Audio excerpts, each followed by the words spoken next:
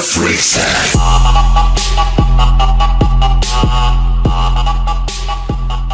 How nice is it for you to have practices that are working towards the goal of playing again?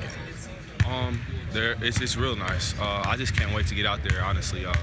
Everything that we're putting in place or putting in right now is just for season. We're getting ready for everything, every type of look, zone, press, whatever it is, we're getting ready for it. So I'm really excited.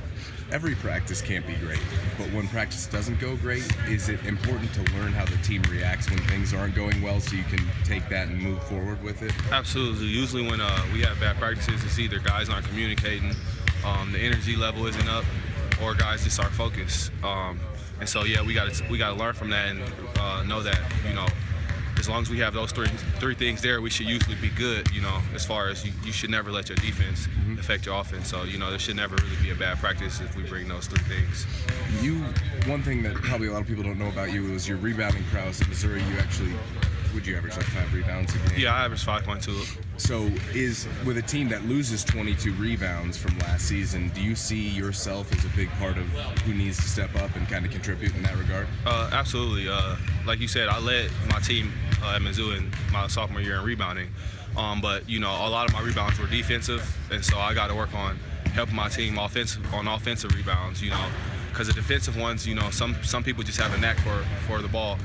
But offensively, you got to do a little bit more work. So that's what I'm working on right now. For some of these freshmen, are you kind of still seeing a little deer in headlights look, a little bug-eyed kind of? Yeah, like even Coach Boyle said, you know, there's no matter who it is, he could be a first-round draft pick. You're going to have ups and downs in your freshman year. You're still learning. It's a different speed. You don't know exactly what your coach wants from you.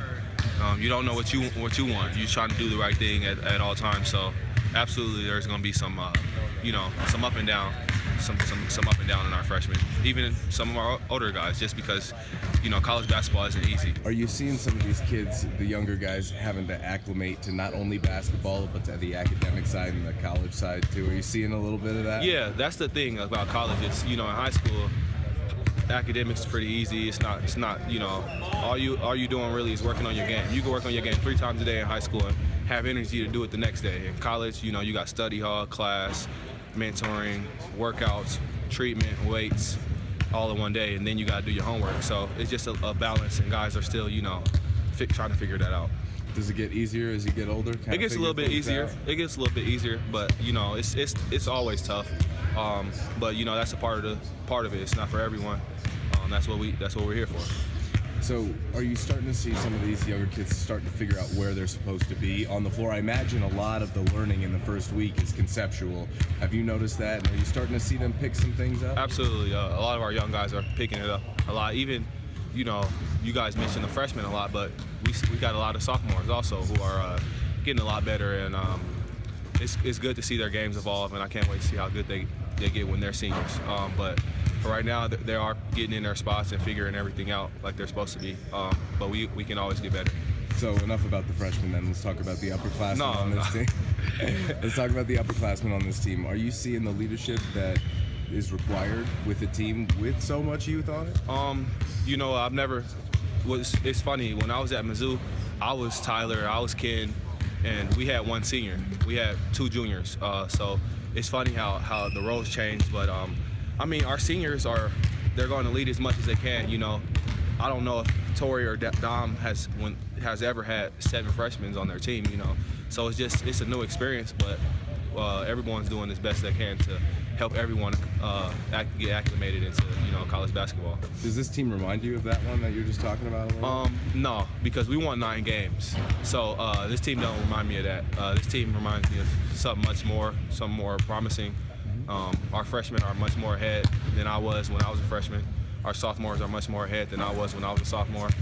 And so that's promising for me. You know, as a junior now, as a redshirt junior, I feel like I'm a little bit more ahead of where our juniors were, and our seniors are ahead of where my senior was at Mizzou. So I think it should be a good year.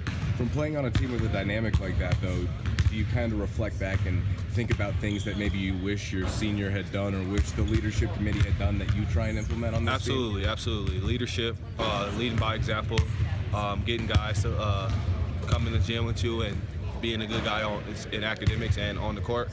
And that's something that I think we have here, and we're working towards. You know, for the guys who aren't 4.0 students, we're working towards getting there. So, absolutely.